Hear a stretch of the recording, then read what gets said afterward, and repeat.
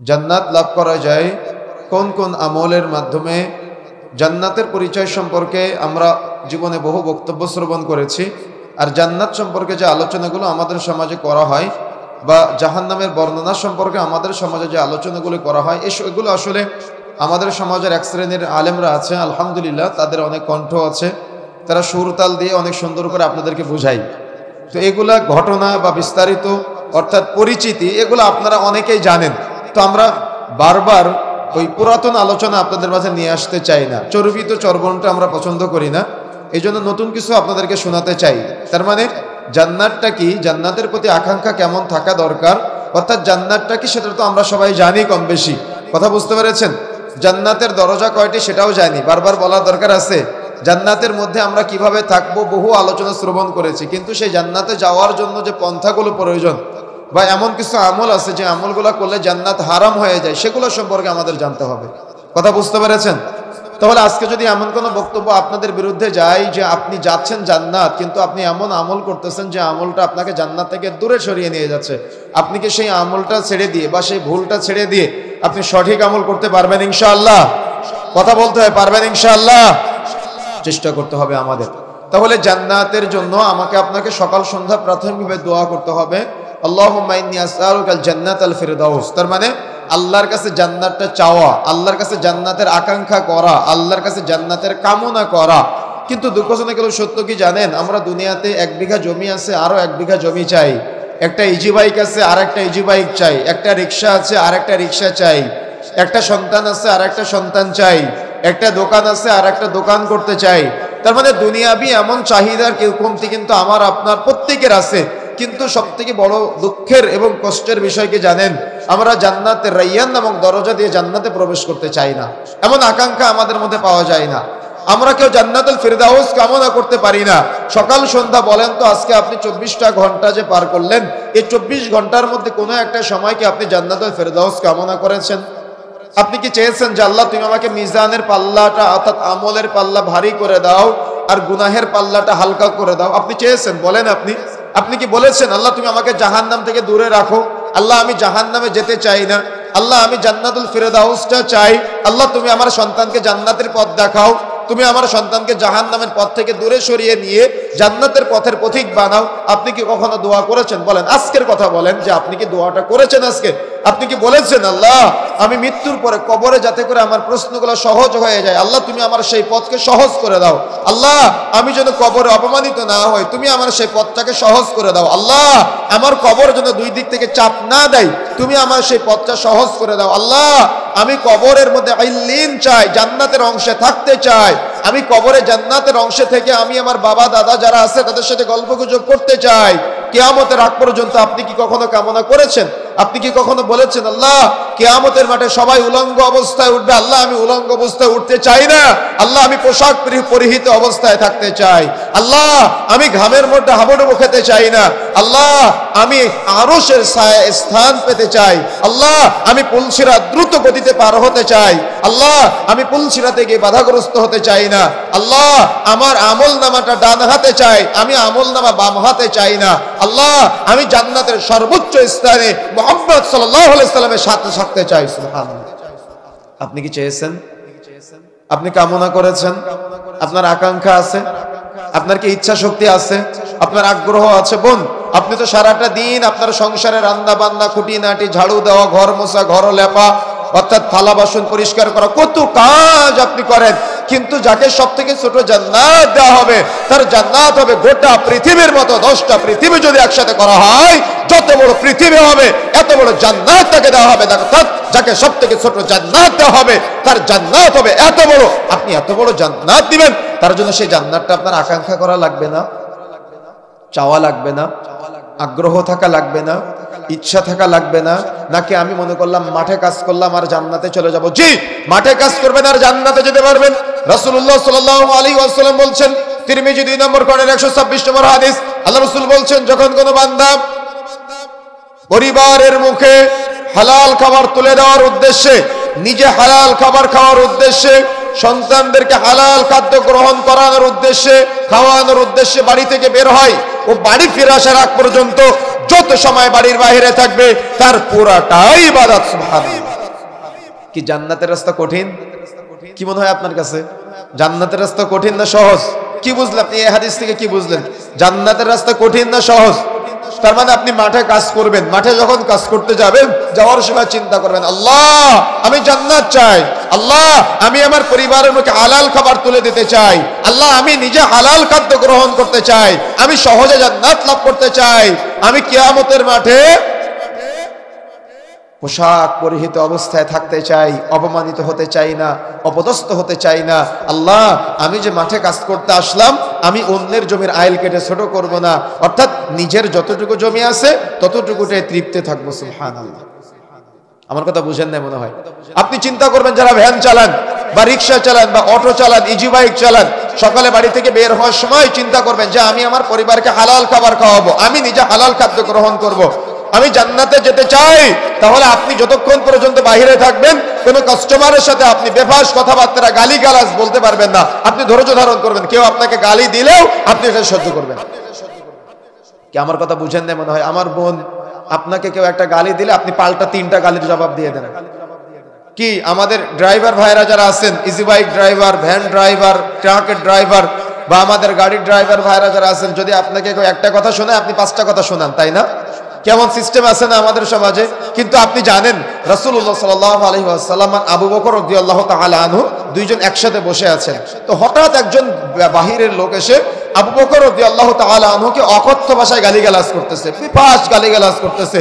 আর আবু বকর রাদিয়াল্লাহু তাআলা আনহু চুপচাপ শুনতেছে, কিছু বলে না।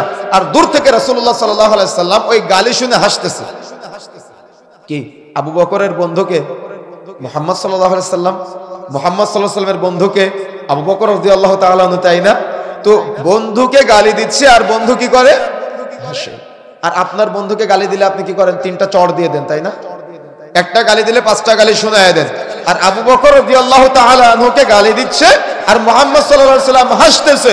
তো আবু বকর রাদিয়াল্লাহু তাআলা আনহু এক পর্যায়ে সহ্য করতে না পেরে গালির একটা জবাব দিয়ে ফেলছে। কি করছে বলেন তো? কথা বলেন, কি করছে? গালির একটা জবাব দিয়ে ফেলছে। যেই মুহূর্তে আবু বকর রাদিয়াল্লাহু তাআলা আনহু গালির জবাব দিয়েছে, সঙ্গে সঙ্গে মুহাম্মদ সাল্লাল্লাহু আলাইহি ওয়াসাল্লাম ওখান থেকে উঠে চলে যাচ্ছে। তো আবু বকর রাদিয়াল্লাহু তাআলা আনহু মুহাম্মদ সাল্লাল্লাহু আলাইহি ওয়াসাল্লামের পিছু নিয়ে সামনে গিয়ে জিজ্ঞাসা করতেছে, ইয়া রাসূলুল্লাহ, ব্যক্তিটি যখন আমাকে গালি দিচ্ছিল আপনি হাসতেছিলেন, কিন্তু যখন আমি কথার জবাব দিলাম তখন আপনি উঠে আসলেন, মন খারাপ করলেন কেন? তখন রাসূলুল্লাহ সাল্লাল্লাহু আলাইহি ওয়াসাল্লাম বলছেন, আবু বকর তুমি যখন চুপ ছিলে আর ওই ব্যক্তি তোমাকে গালি দিচ্ছিল, স্বয়ং তোমার পক্ষ থেকে ফেরেশতারা ওই গালির জবাব দিচ্ছিল, আর তুমি যে মুহূর্তে জবাব দিয়েছো আবু বকর, ওই মুহূর্তে ফেরেশতারা চলে গিয়েছে, শয়তান চলে এসেছে, আর যেখানে শয়তান থাকে ওখানে আমি মুহাম্মদ থাকি না। কি গালির জবাব দিবেন কালকে থেকে? একটা গালি দিলে 3টা শোনাবেন, একটা কষ্ট দিলে 3টা কষ্ট দিবেন, প্রতিপক্ষ হবেন। আমার কথা বুঝেন না মনে হয়? কথা বুঝতে পেরেছেন? জান্নাতের পথ সহজ না কঠিন? সহজও আছে, কঠিনও আছে। কঠিনটা কি? ধৈর্য। কঠিনটা কি বলেন তো? ধৈর্য। যার যত ধৈর্য বেশি সে তত দ্রুত জান্নাতে চলে যেতে পারবে, আর যার যত ধৈর্য কম সে তত দ্রুত জাহান্নামের দিকে ধাবিত হয়। এই জন্য ধৈর্যশীল হতে হবে। যত আপনি ধৈর্য নিয়ে টিকে থাকতে পারবেন, হালাল ইনকাম করতেছেন, আপনার পাশের চায়ের দোকানদার সে সিনেমা দেখায়, গান শোনায়, সিগারেট বিক্রয় করে, সে হারাম উপার্জনের সাথে জড়িত, কিন্তু আপনি হালাল ইনকাম করেন, আপনি সিনেমাও দেখান না, গানও শোনান না, নাটকও দেখান না, আপনার ইনকাম কম, তাহলে কি খারাপ লাগবে না? যে না আমি ধৈর্য ধরতে পারতেছি না, তার ইনকাম 1500, আমি 500 টাকা ইনকাম করতেছি, তাহলে আমিও টিভি লাগাই, আমিও সিনেমা দেখাই, আমিও সিগারেট বিক্রয় করি। কি আছে না এমনটা চিন্তা? কি আছে কিনা এমনটা? এই চিন্তা থেকে আপনিও এগুলা লাগালেন, তাহলে কি আপনার ধৈর্য থাকলো না? আপনি জাহান্নামের পথে হাঁটলেন। কি জাহান্নামের পথ বললাম, বুঝেন না মনে হয়? সকাল 8টা থেকে রাত্রি 10টা পর্যন্ত ওই যে সলিমউদ্দিন সাহেব তার চায়ের দোকানে সিনেমা দেখাচ্ছে। আগে মানুষ সিনেমা দেখতে যেত কোথায়? জলঢাকায় হল আছে, তাহলে কোথায় যেত আগে সিনেমা দেখতে? জলঢাকায়। আর এখন সিনেমা হল কোথায়? হ্যাঁ, আপনাদের বাজারের নাম কি? এই বাজারের নাম কি? যেখানে নিকটবর্তী বাজার কোনটা আপনাদের? জলঢাকা। তাহলে আগে তো মানুষ সিনেমা দেখতে যেত কোথায়? সিনেমা হলে। আর এখন ইমাম সাহেব নামাজ পড়ায় বের হয়ে চায়ের দোকানে বসে ইমাম সাহেব সিনেমা দেখে, অন্য লোকেরা কি করবে? কি তাই না? বিষয়টা এমনটা না? মুরব্বী চাচা 5 ওয়াক্ত নামাজ পড়ে মসজিদে, নামাজ পড়ে বের হয়, পাদের সাথে জর্দা চিবাই আর বসে বসে সিনেমা দেখে। মনে রাখার চেষ্টা করবেন যারা দোকানদার ভাইরা আছেন, হয়তো আপনার মন চাচ্ছে তার মতো আপনি জাহান্নামের দিকে মানুষকে ডাকবেন। কেমনে জাহান্নামের দিকে ডাকে? মনে রাখার চেষ্টা করবেন, সকাল 8টা থেকে রাত্রি 10টা পর্যন্ত তার দোকানে যত মানুষ সিনেমা দেখবে, যত মানুষ সিগারেট খাবে, যে সিগারেট খায় সে তো একা পাপ করে, যে সিনেমা দেখে সে তো একা পাপ করে। কিন্তু আপনি দোকানদার, আপনি সিনেমা দেখতে সহযোগিতা করেন, আপনি গান শুনতে সহযোগিতা করেন, নাটক দেখতে সহযোগিতা করেন, সিগারেট খেতে সহযোগিতা করেন, জর্দা খেতে সহযোগিতা করেন। যত মানুষ আপনার দোকানে সিনেমা দেখবে, যত মানুষ আপনার দোকানে সিগারেট খাবে, যে খায় সে তো একা পাপ করে। কিন্তু আপনি সহযোগিতা করার কারণে যত মানুষকে খাওয়াবেন, যত মানুষকে গান শোনাবেন, নাটক দেখাবেন, প্রত্যেক ব্যক্তির একটা করে পাপের ভাগ আপনার আমলনামায় লিপিবদ্ধ হবে। কি নাউজুবিল্লাহ বলতে লজ্জা লাগে আপনাদের? লজ্জা লাগে কি? আমার কথা কি বুঝতে পেরেছেন? তাহলে কি জান্নাতের পথ যেমন সহজ, তেমন ধৈর্য ধারণ করার মাধ্যমে আবার এটা ধরে রাখাও অনেক কঠিন। কি তাই না? কি মনে হলো? ধরে রাখা কঠিন না? দেখা যাচ্ছে আপনার বোন আপনার জমিটা হয়তো মরার আগে চাই নাই, অর্থাৎ আপনার বোন মারা গিয়েছে কিন্তু সে জমিটা চাই নাই। আপনি কি করলেন? আপনার বোনের জমিটা ফাঁকি দিয়ে দিলেন। তার মানে আপনার ভাগিনা যারা আছে তাদেরকে ভাগ করে দিলেন না, অর্থাৎ আপনার ছেলেও তার ফুফুর জমিটা ফাঁকি দিয়ে দিয়েছে। কি দেয় কিনা? কথা বলতে হবে, দেয় কিনা? এটা কি অতি লোভ না? এটা কি বলেন তো? এটা হলো আলহাকুমুত তাকাসুর, প্রাচুর্যের প্রতিযোগিতায় মানুষ মোহচ্ছন্ন হয়েছে, আচ্ছন্ন হয়েছে। হাত্তা যুরতুমুল মাকাবির, যতক্ষণ পর্যন্ত না তারা কবর উপনীত হবে ততক্ষণ পর্যন্ত তাদের এই আরো চাই, না হালাল না হারাম, এই চিন্তায় বিভোর হয়ে তারা আরো চাইতে থাকবে, আরো চাইতে থাকবে। তারা তাদের বোধের জমি দখল করবে, তারা তাদের ফুফুর জমি দখল করবে, তারা সিনেমা দেখিয়ে টাকা ইনকাম করবে, তারা সিগারেট বিক্রয় করে টাকা ইনকাম করবে। তারা জান্নাতের জন্য ধৈর্য ধারণ করতে পারে না। কি জান্নাতের পথ যেমন সহজ, ধৈর্য ধারণ করার মাধ্যমে কঠিন না? এখন আপনি যদি ধৈর্য ধারণ করতে পারেন, না আমার বাবা তো অন্যায় করেছে, আমি হালাল ইনকাম করে জমি জায়গায় ক্রয় করব, আমি হালাল ইনকাম করে জমি জায়গাতে ফসল আবাদ করব, আমার ফুফুর জমিটা আমি ফেরত দিয়ে দিলাম। কয়জন ইমানদার আছেন এখানে এমন? খুঁজে পাওয়া যাবে?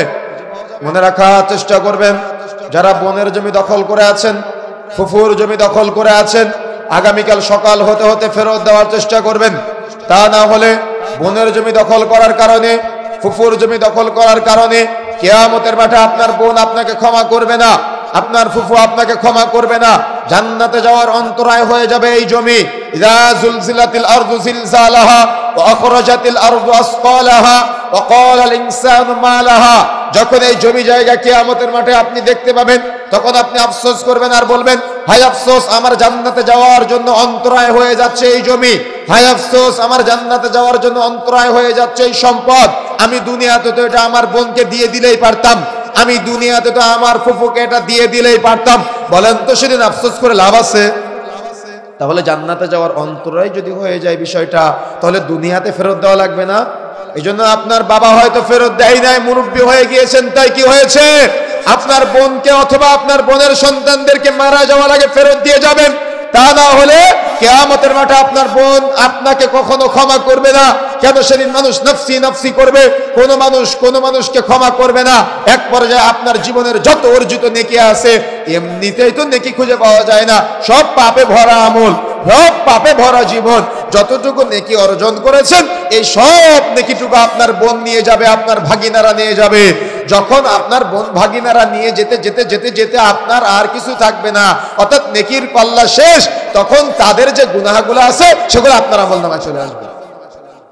কি তাহলে জান্নাতে যাওয়ার পথে বাধা হয়ে গেল না? আমার কথা বুঝতে পেরেছেন? তাহলে মনে রাখার চেষ্টা করতে হবে আমাকে আপনাকে, জান্নাত পাওয়া যেমন সহজ, আবার জান্নাতের জন্য অন্তরায় হয়ে যাবে যদি আপনি ধৈর্য ধারণ করতে না পারেন। প্রতিটা বিষয়ের সাথে ধৈর্য সম্পৃক্ত। সুতরাং প্রিয় বন্ধুরা আমার, আকাঙ্ক্ষা থাকতে হবে, আমি কিয়ামতের মাঠে জান্নাত লাভ করতে চাই, আমলনামা ডান হাতে পেতে চাই, মিজানের পাল্লা যাতে করে আমলের পাল্লা ভারী হয়। সেজন্য আমাকে আপনাকে সর্বপ্রথম যেটা করতে হবে সেটা হলো, আমাকে আপনাকে সর্ব অবস্থায় মনে রাখতে হবে যে আমার একটা আকাঙ্ক্ষা থাকবে, আমি কিয়ামতের মাঠে অপমানিত হতে চাই না। কিয়ামতের মাঠে যে ব্যক্তি অপমানিত হবে না, যে কবরে অপমানিত হবে না, সে সরাসরি দ্রুত জান্নাতে যেতে পারবে, সে আরশের ছায়ায় স্থান পাবে। মনে রাখার চেষ্টা করবেন, কিয়ামতের মাঠে যখন সূর্য মাথার নিকটবর্তী হয়ে যাবে, তখন শরীর থেকে ঘাম পুঁজ বের হতে হতে হতে হতে হতে কোন মানুষের টাকনু বরাবর, কোন মানুষের হাঁটু বরাবর, কোন মানুষের কোমর বরাবর তারা ঘামের মধ্যে হাবুডুবু খেতে থাকবে। মনে রাখার চেষ্টা করবেন, এই কঠিন পরিস্থিতিতে আপনি যদি ওই সূর্য থেকে আড়ালে থাকতে চান বা ঘামের মধ্যে হাবুডুবু খেতে না চান, তাহলে আপনাকে 7 শ্রেণীর মানুষের নিকটবর্তী হতে হবে। বলেন তো কয় শ্রেণীর? কথা বলতে হবে, কয় শ্রেণীর? 7 শ্রেণীর মানুষের নিকটবর্তী হতে হবে। তার মধ্যে 1 নম্বরটা হলো ইমাম আদিল, ন্যায় পরায়ণ শাসক হতে হবে। আপনি আপনার পরিবারের শাসক হিসেবে ন্যায় পরায়ণ হতে হবে। আপনি আপনার গ্রামের শাসক হিসেবে ন্যায় পরায়ণ হতে হবে। আপনি আপনার ওয়ার্ডের শাসক হিসেবে ন্যায় পরায়ণ হতে হবে। আপনি আপনার ইউনিয়নের প্রধান হিসেবে, শাসক হিসেবে আপনাকে ন্যায় পরায়ণ হতে হবে। আপনি আপনার থানার শাসক হিসেবে আপনাকে ন্যায় পরায়ণ হতে হবে।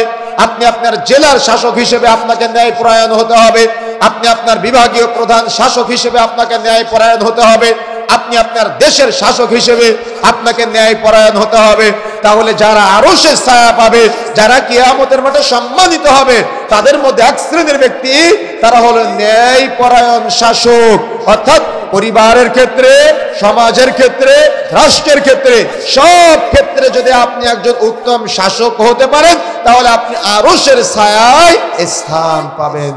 কিন্তু যদি আপনি শাসন ক্ষমতা পেয়ে যদি আপনি ন্যায় পরায়ণ হতে না পারেন, যদি আপনি রাসূলের বিরুদ্ধাচারণ করেন, তাহলে কিয়ামতের মাঠে আরশের ছায়া তো বহুদূরের কথা, আপনার অধীনস্থ যত মানুষ আছে সবাই আপনার বিরুদ্ধে কথা বলবে। কথা বুঝেন নাই? কিয়ামতের মাঠে আল্লাহ রাব্বুল আলামিন বলছেন, কিয়ামতের মাঠে আল্লাহ রাব্বুল আলামিন বলছেন, কোথায় দুনিয়ার রাজা বাদশারা, কোথায় দুনিয়ার শাসকরা, কোথায় দুনিয়ার মালিকরা? আজকে তোমরা আমার সামনে আসো। সুতরাং দুনিয়াতে হয়তো আপনি সাময়িক এই গণতন্ত্রের রাজনীতির মাধ্যমে শিরকি পদ্ধতিতে আপনি ক্ষমতা হস্তান্তর করে আপনি হয়তো মানুষের উপরে চাপ প্রয়োগ করে জুলুম নির্যাতন করে দুনিয়া থেকে মৃত্যুবরণ করবেন, কিন্তু কিয়ামতের মাঠে আপনাকে অবশ্যই অবশ্যই অপমানিত হতে হবে। সুতরাং দুনিয়াতে যদি আপনি নেতা হন, তাহলে ন্যায় পরায়ণ নেতা হতে হবে, ন্যায় পরায়ণ শাসক হতে হবে। আপনি এমন শাসক হলেন যে শাসক, অর্থাৎ এমন আপনার নেতৃত্ব স্থানীয় এলাকা হতে হবে। এমনকি যদি আমি একটা মসজিদের উদাহরণ দিয়ে শুরু করি, যে আপনি একজন মসজিদের সভাপতি, সেক্রেটারি মানে আপনি ওই মসজিদের নেতা, আপনি একজন পরিবার প্রধান মানে পরিবারের নেতা, আপনি ওয়ার্ডের মেম্বার মানে ওই ওয়ার্ডের নেতা, আপনি ইউনিয়নের চেয়ারম্যান মানে একটা ইউনিয়নের নেতা। সুতরাং মনে রাখার চেষ্টা করতে হবে, অর্থাৎ আপনার যতটুকু এরিয়া আছে এই এরিয়ার পুরো দায়িত্ব আপনার। ভালো কাজের নেকি যেমন আপনি পাবেন, গুনাহের নেকিটা অর্থাৎ গুনাহের ভাগটাও আপনার আমলনামায় যাবে। কি দায়িত্বভার গ্রহণ করতে পারবেন? আমার কথা বুঝেন না মনে হয়, কথা বুঝতে পেরেছেন? দেখা যাচ্ছে আপনি একজন নেতৃত্ব স্থানীয় বড় নেতা হলেন, অর্থাৎ ইমাম আদিল হলেন। এখন আপনার মাধ্যমে গোটা জলঢাকাতে একটা এমন কোরআন ও সহিহ সুন্নাহ প্রচারের জন্য তাফসীরুল কোরআন মাহফিল হলো। যত মানুষ হেদায়েত প্রাপ্ত হবে, প্রত্যেক ব্যক্তির একটা করে নেকির ভাগ আপনার আমলনামায় লিপিবদ্ধ হবে। সেম একই ভাবে আপনি এমন একজন নেতা যা আপনি কোরআন হাদিসের অনুষ্ঠানে আসলেন, আবার আপনাকে একজন দেখা যাচ্ছে ডিজে পার্টির আয়োজন, গানের আয়োজনে আপনাকে আহ্বান করলো, সেখানে গিয়ে আপনি প্রধান অতিথির বক্তব্য পেশ করলেন। মনে রাখার চেষ্টা করবেন, ওখান থেকে যত মানুষ গুনাহে জারিয়া কামাই করবে, প্রত্যেক ব্যক্তির একটা করে গুনাহের ভাগ আপনার আমলনামায় যুক্ত হবে। কি কথা বুঝেন নাই? আমার কথা বুঝতে পেরেছেন? কথা বুঝতে পেরেছেন? আপনার নেতৃত্ব স্থানীয় এলাকায় যেমন আপনি পরিবার প্রধান, আপনার পরিবারে যদি সকাল থেকে সন্ধ্যা পর্যন্ত সিনেমা চলে, গান চলে, নাটক চলে, তো ডিশের বিল আপনি দেন, কারেন্টের বিল আপনি দেন। আপনি চাইলে এটা বন্ধ করতে পারতেন, কিন্তু আপনি বন্ধ করেন নাই। আপনার পরিবারের যতজন সদস্য সিনেমা দেখবে আপনার অর্থের মাধ্যমে এবং আপনার সহযোগিতার মাধ্যমে প্রত্যেক ব্যক্তির একটা করে পাপের ভাগ আপনার আমলনামায় লিপিবদ্ধ হবে। সেম একইভাবে যখন আপনি গ্রাম্য দায়িত্বশীল হবেন, আপনার গ্রামে যত দোকানে সিগারেট বিক্রয় হবে, তামাক জর্দা গুল বিক্রয় হবে, এবং আপনার এই এলাকায় দেখা যাচ্ছে আপনি হয়তো ইউনিয়নের কি এটা মেম্বার সাহেব, অর্থাৎ আপনার ইউনিয়নে আপনি চাইলে চায়ের দোকানে সিনেমা বন্ধ করতে পারেন। আপনি চেয়ারম্যান সাহেব, আপনার গোটা বৃহত্তর এলাকায় কয়েকটা ওয়ার্ড মিলে একটা চেয়ারম্যানের দায়িত্ব হয়, আপনি এগুলা চাইলে হয়তো সিনেমা বন্ধ করতে পারতেন, কিন্তু যেহেতু আপনি বন্ধ করেন নাই, অবশ্যই অবশ্যই যত মানুষ আপনার মাধ্যমে সিনেমা দেখবে প্রত্যেক ব্যক্তির একটা করে পাপের ভাগ আপনার আমলনামায় লিপিবদ্ধ করা হবে। কি দায়িত্ব অনেক সহজ, দায়িত্ব অনেক সহজ।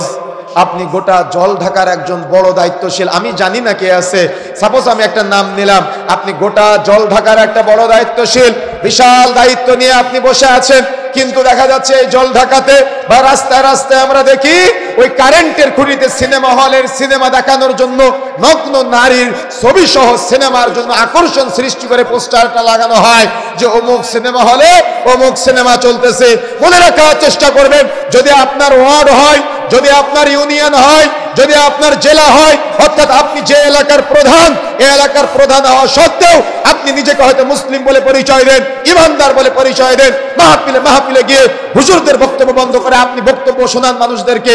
মনে রাখার চেষ্টা করবেন, যত মানুষের অর্থাৎ আপনি থাকা অবস্থায় এই পোস্টারটা নিয়ে মানুষ সিনেমার দিকে আহ্বান করবে, আর আপনি এটা বন্ধ করতে না পারবেন, যতদিন এটা চলবে প্রত্যেক ব্যক্তির একটা করে পাপের ভাগ আপনার আমলনামায় লিপিবদ্ধ হবে। কি সহজ? কি মনে হয় আপনার কাছে বিষয়টা সহজ না কঠিন? সহজ না কঠিন? সহজ না, বরং কঠিন।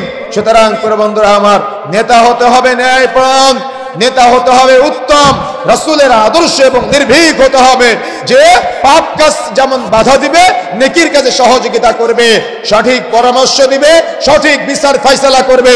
কিন্তু আপনি একজন এমন নেতা, আপনার পকেটে 50 টাকা দিলে চোর সাজামুক্ত হয়ে যায়।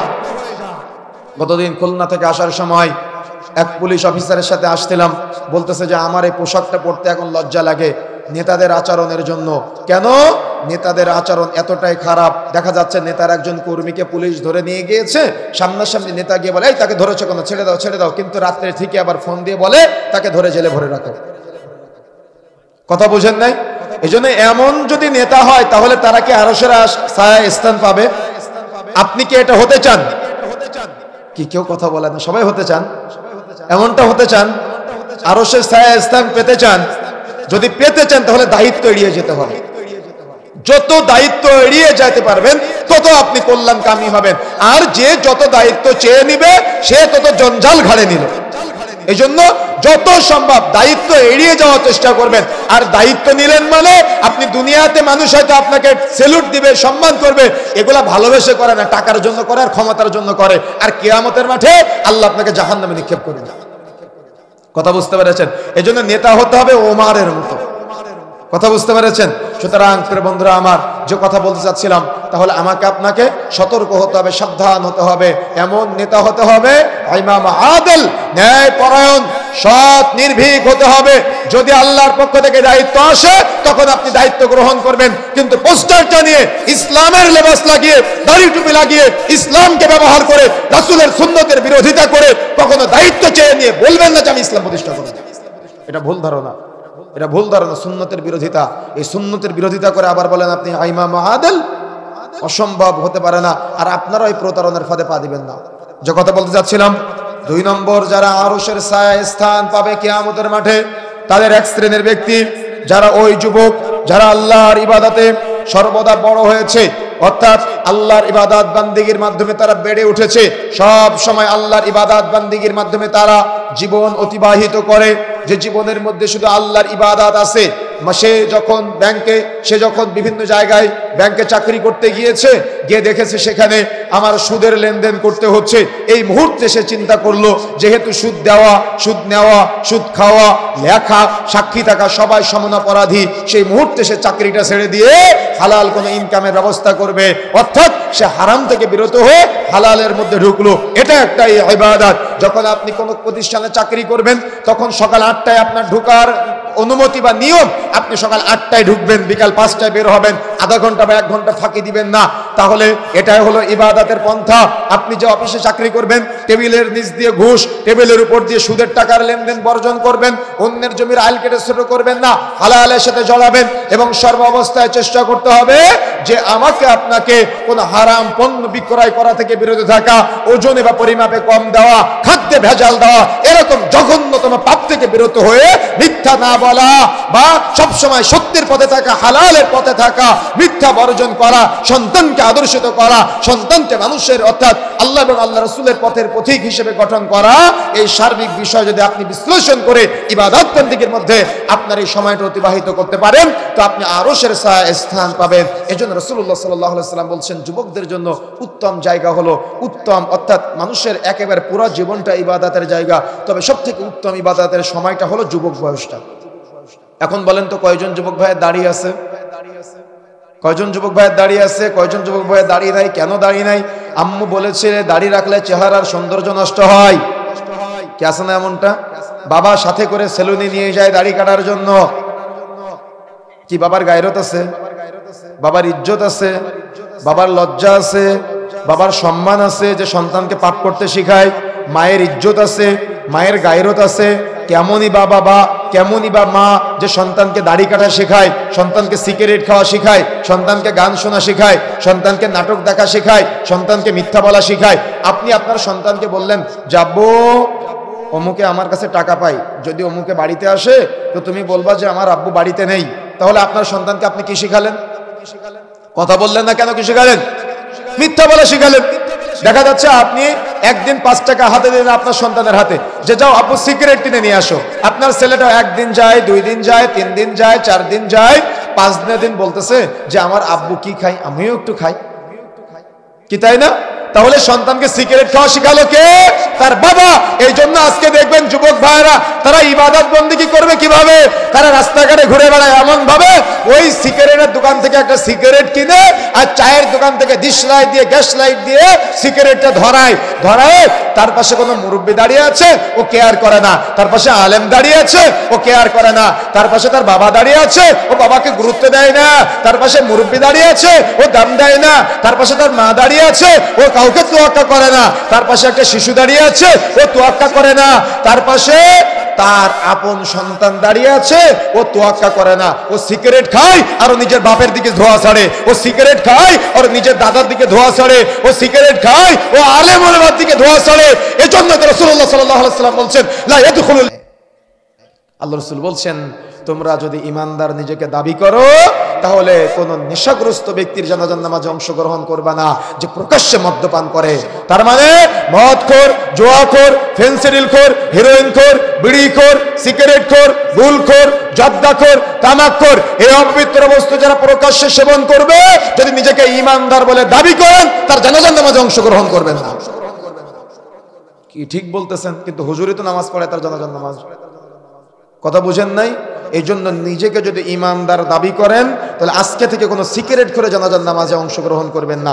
নিজেকে যদি ইমানদার দাবি করেন আজকে থেকে কোনো মদ করে জানাজার নামাজে অংশগ্রহণ করবেন না। নিজেকে যদি ইমানদার দাবি করেন আজকের পর থেকে কোনো ভুল করে জানাজার নামাজে অংশগ্রহণ করবেন না।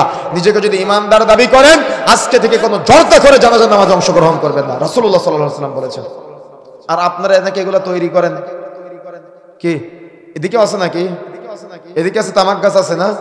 মনে রাখার চেষ্টা করবেন, আপনি তামাক চাষ করেন আর আপনার মাধ্যমে গোটা বাংলাদেশে ওই তামাকের পাতা পোড়ানোর মাধ্যমে বা কাঁচা চলে যায়, যত মানুষের কাছে পৌঁছাবে, এই শুরু থেকে শেষ পর্যন্ত যারা মাঠে চাষ করেছে, যারা পানি সেচ দিয়েছে, যারা নিড়ানি দিয়েছে, যারা ফসল লাগিয়েছে, যারা এই শুকানো থেকে শুরু করে পোড়ানো পর্যন্ত সময় দিয়েছে, অর্থাৎ এটার সাথে যারাই জড়িত, আল্লাহ রাসূল বলছেন এটার সাথে 10 শ্রেণীর মানুষ আছে যারা হলো অভিশপ্ত, যারা এই অপরাধের সাথে অপরাধী, যারা কখনো জান্নাতে যাবে না। সালাসাতুন কাদ হারামাল্লাহু আলাইহিমুল জান্নাহ, 3 শ্রেণীর ব্যক্তির উপরে জান্নাত হারাম। তার মধ্যে 1 নম্বরটা হলো মুদমিনুল খামর, যারা নিয়মিত নেশাজাতীয় দ্রব্য সেবন করে তারা জান্নাতে প্রবেশ করবে না। কে বলেছে এটা? আমি বলেছি? রাসূলুল্লাহ সাল্লাল্লাহু আলাইহি ওয়াসাল্লাম বলেছেন। আল্লাহ রাসূল বলছেন যে ব্যক্তি একবার নেশাজাতীয় দ্রব্য সেবন করবে তার আগামী 40 দিনের ইবাদত কবুল হবে না। এখন রমজান মাসে আপনি সিগারেট দিয়ে সাহারি করেন আর জর্দা দিয়ে ইফতার করেন, আপনার রোজা কি কবুল হবে? কথা বলতেছেন না কেন? কবুল হবে। তাহলে যে রোজা থাকে তার রোজা যদি কবুল না হয়, তো যে সিগারেট বানাতে সহযোগিতা করেন, যে তামাক বানাতে সহযোগিতা করেন, যে জর্দা বানাতে সহযোগিতা করেন, তার নামাজ কবুল হবে? কথা কি বুঝতে পেরেছেন? সে আল্লাহর নৈকট্যশীল বান্দা। সুতরাং সতর্ক হতে হবে, সাবধান হতে হবে। যে কথা বলতে চাচ্ছিলাম প্রিয় বন্ধুরা আমার, মনে রাখার চেষ্টা করতে হবে, যুবকদেরকে এমন পথে পরিচালিত করতে হবে যাতে করে তারা ইমানদার হতে পারে, তাকওয়াশীল হতে পারে, পরহেজগারিতা অর্জন করতে পারে। আপনাদের এলাকার যুবকদের ধন্যবাদ দেওয়া দরকার যে তারা সুন্দর একটা সুপ্পা ফাউন্ডেশনের করে সেখানে একটা চমৎকার একটা আয়োজন করেছে। এই জন্য তারা ধন্যবাদ পাওয়ার প্রাপ্য রাখে, যোগ্য রাখে, যোগ্যতা রাখে। কেন জানেন? অন্য এলাকার যুবকেরা গান বাজনার আয়োজন করে, অশ্লীলতার আয়োজন করে, যাত্রাপালার আয়োজন করে, কিন্তু আপনার ছেলে, আপনার ভাতিজা, আপনার ছোট ভাই তারা আজকে এমন একটা আয়োজন করেছে যে আয়োজন থেকে মানুষ কোরআনের তাফসীর শুনবে, হাদিসের ব্যাখ্যাগুলো শুনবে। সুবহানাল্লাহ। কি তাহলে তারা কল্যাণকামী না? যারা আয়োজন করেছেন আপনাদের উদ্দেশ্যে বলতে চাই, আপনারা জান্নাতের জন্য এক ধাপ এগিয়ে গিয়েছেন, আর সফলতা দিয়েছে আল্লাহ। কেন জানেন? আল্লাহ রাসূল সাল্লাল্লাহু আলাইহি ওয়াসাল্লাম বলছেন, যখন কোনো বান্দাকে আল্লাহ ভালোবাসে তখন ফেরেশতা জিবরিল আমিনকে কাছে ডাক দেয়, ডেকে বলে, জিবরিল, আমি ওই যে আব্দুর রহমানকে ভালোবাসি, ওই যে আমি আব্দুল জব্বারকে ভালোবাসি, ওই যে আমি আব্দুল সাত্তারকে ভালোবাসি। তখন ফেরেশতা জিবরিল আমিন আবার অন্যান্য সকল ফেরেশতাদেরকে বলে যে তোমরা শুনে রাখো, ওই যে আব্দুল সাত্তারকে, আব্দুল জব্বারকে, আব্দুল কুদ্দুসকে, আব্দুল্লাহকে, আব্দুর রহমানকে আল্লাহ ভালোবাসে, আমি জিবরিল ভালোবাসি, তোমরাও তাকে ভালোবাসো।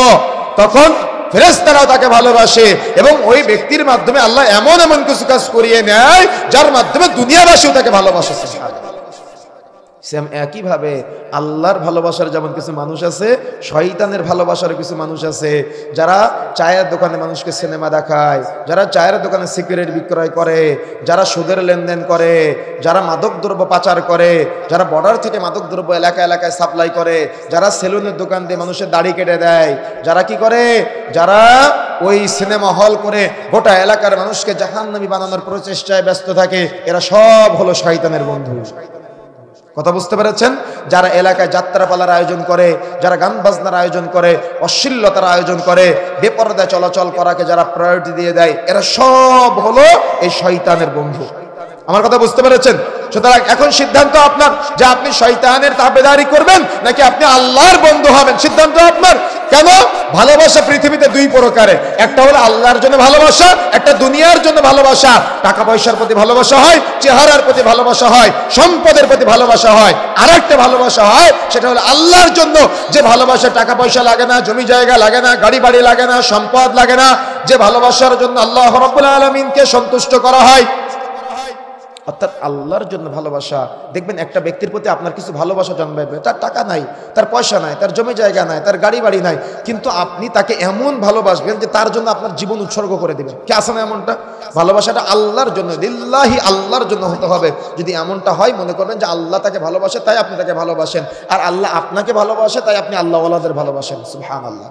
তাহলে কি করতে হবে?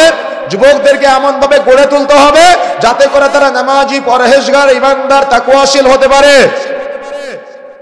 কি এমন ভাবে গড়ে তুলবেন? নাকি মদখোর বানাবেন, নাকি সিগারেটখোর বানাবেন, নাকি জর্দাখোর বানাবেন, নাকি বেনামাজি বানাবেন? 7 বছরের ছেলে মসজিদে আসলে তাকে মসজিদ থেকে বের করে দেয়। কি আছে কিনা? কথা বলতে হবে, আছে কিনা? বাচ্চা মসজিদ থেকে কথা বললেই বাচ্চাকে মসজিদ থেকে বের করে দেয়। অথচ রাসূলুল্লাহ সাল্লাল্লাহু আলাইহি ওয়াসাল্লাম বলছেন, মুরু আওলাদাকুম বিসসালাতি হুম আবনাউ সাবঈ সিনিন, তোমাদের সন্তানদের বয়স 7 বছর হলে তাকে নামাজের শিক্ষা দাও। আর 7 বছর বয়সে বাচ্চা মসজিদে এসে কথা বললে তাকে মসজিদ থেকে বের করে দেয়। এরা পরহেজগার সাজে, এরা আল্লাহওয়ালা সাজে, এরা তাকওয়াশীল সাজে, আসলে এরা আল্লাহওয়ালা না। কি আপনাদের এলাকা আছে নাকি এমনটা? আছে। আমি মসজিদ নববীতে গিয়ে দেখেছি, সেখানে বাচ্চারা দৌড়াদৌড়ি করে কিন্তু কেউ কিছু বলে না, খেলা করে, নামাজ হচ্ছে, বাচ্চারা খেলা করতেছে, বাচ্চাদের খেলনার ব্যবস্থা করা হয়েছে, কেউ কিছু বলে না। মুহাম্মদ সাল্লাল্লাহু আলাইহি ওয়াসাল্লাম সালাত আদায় করতেছে, নামাজ পড়তেছে, রাসূলুল্লাহ সাল্লাল্লাহু আলাইহি ওয়াসাল্লামের নামাজের সময় ঘাড়ে পিঠে হাসান হুসাইন উঠে, রাসূলের নামাজের ক্ষতি হয় না। আর আপনার মসজিদের সভাপতি সাহেব এত পরহেজগার যে বাচ্চা কথা বলে তাকে মসজিদ থেকে বের করে দেয়। আমাকে দাওয়াত দিয়েন না মাহফিলে, আপনার মাহফিলে আসার আমার প্রয়োজন নেই, তবে কথা আপনাকে শুনতে হবে। কথা বুঝতে পেরেছেন? আপনাকে বাচ্চাকে মসজিদ থেকে বের করে দেওয়ার অনুমতি কে দিয়েছে? কে ইখতিয়ার দিয়েছে আপনাকে? বাচ্চাকে মসজিদ থেকে বের করলেন কেন? আপনি ইমামতের দায়িত্ব পেয়েছেন, তাই বাচ্চাকে মসজিদ থেকে বের করে দিবেন?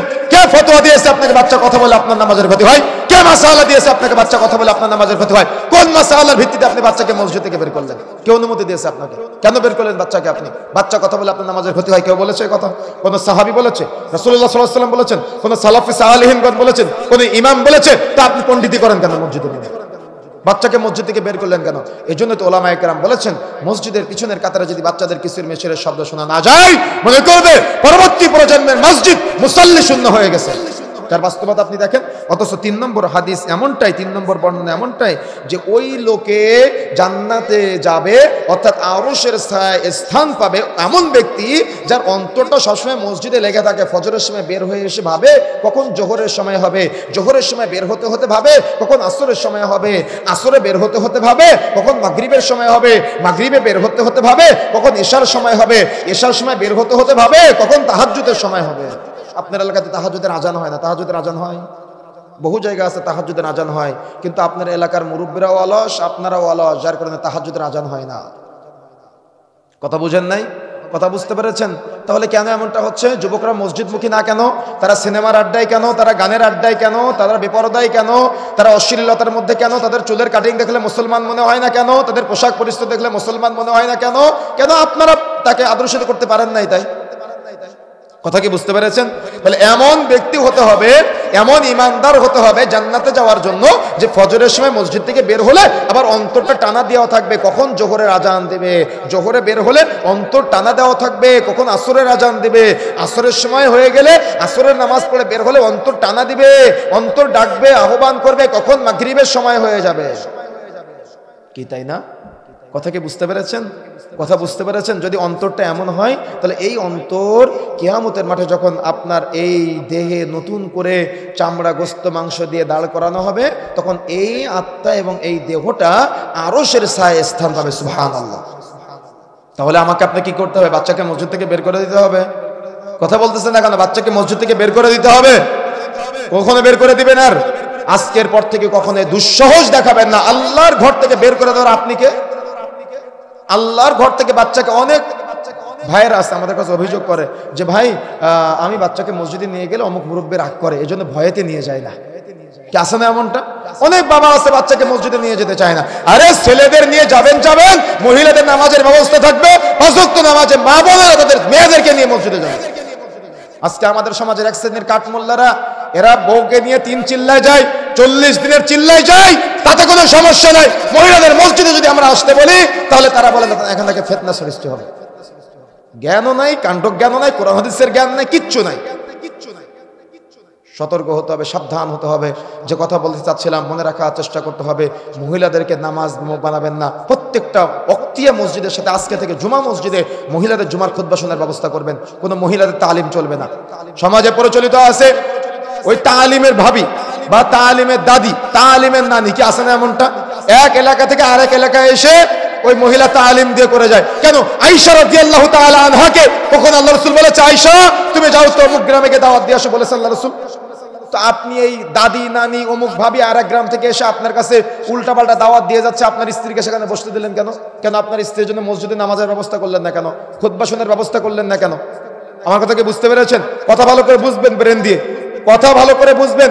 এই দায়িত্ব কখনো আল্লাহ রাসূল সাল্লাল্লাহু আলাইহি ওয়াসাল্লাম মহিলাদের দেয় নাই যে এক গ্রাম থেকে আরেক গ্রামে গিয়ে দাওয়াতি কাজ করবে, এক এলাকা থেকে আরেক এলাকায় গিয়ে দাওয়াতি কাজ করবে। এটা কখনো অনুমতি ইসলামে নাই। তাহলে কি করবে? মসজিদে জুমার দিন খুতবা শোনার ব্যবস্থা করে দেবেন মহিলাদের। যদি ব্যবস্থা আছে কিনা আমি জানি না, যদি না থাকে তাহলে দ্রুত গতিতে চেষ্টা করবেন এই ওয়াজ মাহফিলের আয়োজন করে টাকা নষ্ট করার আগে চেষ্টা করবেন মা বোনদেরকে মসজিদে মহিলাদের জন্য জায়গা করে দেওয়ার জন্য। কথা মনে থাকবে ইনশাআল্লাহ। প্রত্যেক আপনাদের স্ত্রীদেরকে নামাজি বানাবেন, পরহেজগার বানাবেন, তাহলে পরহেজগার ছেলে হবে। আর স্ত্রী বেনামাজি হলে বেনামাজি ছেলে হবে, স্ত্রী বেদিন হলে বেদিন ছেলে হবে। আর আপনাকেও ইমানদার হতে হবে, আপনাকেও তাকওয়াশীল হতে হবে, গায়রতওয়ালা বাবা হতে হবে। আপনি বাবা হয়ে যদি ছেলের সাথে মিথ্যা বলেন আপনার ছেলে কি করবে? আপনি বাবা হয়ে বেনামাজি হলে আপনার ছেলে কি করবে? আপনি বাবা হয়ে মিথ্যুক হলে আপনার ছেলে কি করবে? আপনি বাবা হয়ে স্ত্রীকে পিটালে আপনার ছেলে কি করবে? আপনি বাবা হয়ে দেখা যাচ্ছে সুদ খেলে আপনার ছেলে কি করবে? আপনি বাবা হয়ে ঘুষ খেলে আপনার ছেলে কি করবে? আপনি বাবা হয়ে মিথ্যা হলে আপনার ছেলেরা কি করবে? আপনি বাবা হয়ে সিগারেট খেলে আপনার ছেলে কি করবে? সেও পাপ করবে, সেও সিগারেট খাবে, সেও সুদখোর হবে, সেও ঘুষখোর হবে, সেও জমি দখলকারী হবে, তাই না? পরিবেশটা এমন নাকি? এই জন্য এমনভাবে সন্তানকে গড়ে তুলবেন যাতে করে যুবকেরা তাদের অন্তর মসজিদ পানে সবসময় পড়ে থাকে, অর্থাৎ ফজরের সময় বের হয়ে জোহরে চিন্তা করবে। কিন্তু দুঃখজনক হলো সত্য যে ফজরের 2 জন মুসল্লি, আপনার দাদা আর ইমাম সাহেব, আর কেউ না। কি তাই না? দাদা আর ইমাম সাহেব। কেন? দাদা ভাবতেছে যে কদিন পরে তো মরে যাব, আজকে যাই নামাজ পড়ে আসি। আপনার দাদাও যুবক বয়সে মসজিদে যায় নাই কেন? আপনার দাদার ওই ইমানের জোর ছিল না, তাকওয়ার জোর ছিল না, তো আরশের ছায়ায় স্থান পাওয়ার মতো যোগ্যতা আছে? তাহলে যোগ্যতা থাকতে গেলে কি লাগবে? এমন অন্তর লাগবে যে অন্তর টানা দেওয়া থাকে সবসময়, কখন কোন ওক্তের সময় চলে আসবে। মা বোনরা কাজ করবে, দেখা যাচ্ছে মাগরিবের কাজ করতে উঠান ঝাড়ু দিচ্ছে, ঝাড়ু দিতে দিতে দিতে দিতে মাগরিবের রক্ত শেষ। কে আছে না এমনটা? উঠান পরিষ্কার করতে করতে, গরু গোয়ালে তুলতে তুলতে তুলতে তুলতে মাগরিবের রক্ত শেষ। এই নামাজকে নিয়ে আপনি এত অবহেলা করলেন কেন, অবজ্ঞা করলেন কেন? চলবে না। আপনি সফর অবস্থায় আছেন, আপনি সফর অবস্থায় থাকলেও কসর করে জমা করে আপনাকে সালাত আদায় করতেই হবে, আপনি কখনো বাদ দিতে পারবেন না। কখনো বুঝতে পেরেছেন আমার কথা? কি বুঝতে পেরেছেন? সুতরাং প্রিয় বন্ধুরা, আমার যে কথা বলতে চাচ্ছিলাম, এই গুরুত্বপূর্ণ বিষয়কে কখনো অবহেলা করার চেষ্টা করবেন না। তারপরে 4 নম্বরে, এমন দুইজন ব্যক্তি যারা আল্লাহর হস্তে পরস্পরের সাথে সম্পর্ক তৈরি করে এবং পরস্পরের সাথে সম্পর্ক বিচ্ছেদ তৈরি করে, অর্থাৎ হুব্বু ফিল্লাহ বুগদু ফিল্লাহ, আল্লাহর জন্য ভালোবাসা, আল্লাহর জন্য ঘৃণা। দেখা যাচ্ছে আপনার এমন একজন বন্ধু আছে যে আপনাকে নামাজে ডাকে, এ হলো আপনার আল্লাহর জন্য বন্ধুত্ব করার মতো একজন মানুষ। এমন বন্ধু আছে যে আপনাকে সিনেমা দেখতে নিয়ে যায়, তাকে আপনি আল্লাহর জন্য ঘৃণা করবেন। এমন বন্ধু আছে যে আপনাকে আল্লাহর জন্য ভালোবাসে, এ কথা বলে আপনাকে ওয়াজ মাহফিল শুনতে নিয়ে যায়, আপনি তাকে আল্লাহর জন্য ভালোবাসবেন। কিন্তু এমন বন্ধু আছে যে আপনাকে যাত্রাপালা শুনতে নিয়ে যায়, যে আপনাকে গানের আয়োজনে নিয়ে যায়, আপনি তাকে বুগদু ফিল্লাহ, আল্লাহর জন্য ঘৃণা করবেন। এমন বন্ধু নির্বাচন করবেন যে আপনাকে প্রেম করতে সহযোগিতা করবে না, বরং সে আপনাকে প্রেমে বাধা দিবে। আর কখনো ছেলেতে মেয়েতে বন্ধুত্ব হতে পারে না, কখনো হতে পারে না। এটা হারাম, এটা নাজায়েজ, এটা হারাম, এটা নাজায়েজ। ছেলেতে মেয়েতে বন্ধুত্ব হওয়া মানে শয়তানে বন্ধুত্ব হওয়া। যতই সে টুপি পরুক, যতই সে দাড়ি রাখুক, যতই সে আলখেল্লা পরুক, যতই সে বোরখা পরুক, যতই সে হাত মোজা পরুক, যতই সে পা মোজা পরুক, এদের মধ্যে দিন নাই, তাই ছেলেতে মেয়েতে বন্ধু হয়েছে। আমার কথা বুঝতে পেরেছেন? সুতরাং ছেলেতে মেয়েতে বন্ধু হবে না। এমন বন্ধু নির্বাচন করতে হবে যে আপনাকে আল্লাহর কথা স্মরণ করায়। এমন বন্ধু নির্বাচন করতে হবে যে আপনাকে রাসূলের প্রতি ভালোবাসা বাড়ায়। এমন বন্ধু নির্বাচন করতে হবে যার চুলের কাটিং দেখলে সুন্নত বোঝা যায়। এমন বন্ধু নির্বাচন করতে হবে যে হালাল উপার্জন করে। এমন বন্ধু নির্বাচন করতে হবে যে সদা সত্য কথা বলে। এমন বন্ধু নির্বাচন করতে হবে যে আপনাকে জান্নাতের পথ দেখায়। এমন বন্ধু নির্বাচন করতে হবে যে আপনাকে পর্দা করতে শিখায়। বোনদেরকে বলছি, এমন বান্ধবী নির্বাচন করতে হবে যে আপনাকে দিন মানতে শিখায়। কিন্তু এমন বান্ধবী নির্বাচন করা যাবে না যে স্বামীর সংসার নষ্ট করে দেয়। আছে না এমন বান্ধবী? বর্তমানে এমন অনেক ভাবি আছে এলাকার, এক ভাবি আর এক ভাবির সাথে কূটনীতিগিরি করে, তাই না? 3 মহিলা যেখানে, কলকাতা শহর সেখানে, কত প্রকার। এর স্বামীর বিরুদ্ধে ওর স্বামীর বিরুদ্ধে আর একজনকে নিয়ে কথা বলতে বলতে বলতে তালাক পর্যন্ত হয়ে যায়। এই বান্ধবী থেকে দূরে থাকবেন, এই বন্ধু থেকে দূরে থাকবেন, এগুলো ফিতনা। সুতরাং প্রিয় বন্ধুরা, আমার যে কথা বলতে চাচ্ছিলাম, এমন একটা বন্ধুত্ব তৈরি করতে হবে যে বন্ধুত্ব হবে আল্লাহর জন্য। যেখানে আল্লাহর সন্তুষ্টি নেই সেখানে বন্ধুত্ব করবেন না, মনে থাকবে ইনশাআল্লাহ। যেখানে আল্লাহর সন্তুষ্টি আছে, হুব্বু ফিল্লাহ, আল্লাহর জন্য ভালোবাসবেন, আবার আল্লাহর জন্য ঘৃণা করবেন। যে আপনাকে সিনেমা দেখতে নিয়ে যায় সে আপনার বন্ধু হতে পারে না। যে আপনাকে গান শুনতে নিয়ে যায় সে আপনার বন্ধু হতে পারে না। যে আপনার সিগারেট ধরিয়ে দেয় সে আপনার বন্ধু হতে পারে না। যে আপনাকে প্রেম করতে সহযোগিতা করে সে আপনার বন্ধু হতে পারে না। যে আপনাকে সুদ খেতে সহযোগিতা করে সে আপনার বন্ধু হতে পারে না। যে আপনাকে ঘুষ খেতে সহযোগিতা করে সে আপনার বন্ধু হতে পারে না। যে আপনাকে বেনামাজি বানায় সে আপনার বন্ধু হতে পারে না। যে আপনাকে মাদক দ্রব্য পাচার করতে সহযোগিতা করে সে আপনার বন্ধু হতে পারে না। যে আপনার সিগারেট ধরায় দেয় সে আপনার বন্ধু হতে পারে না। যে আপনার সিগারেট কিনতে টাকা দেয় সে আপনার বন্ধু হতে পারে না।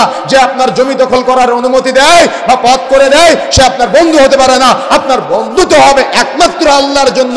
আর যদি আল্লাহর জন্য না হয়, এরকম হারাম কাজে আপনার বন্ধু আপনাকে সহযোগিতা করে, তাহলে আল্লাহর সন্তুষ্টির জন্য বন্ধুত্ব বর্জন করতে হবে।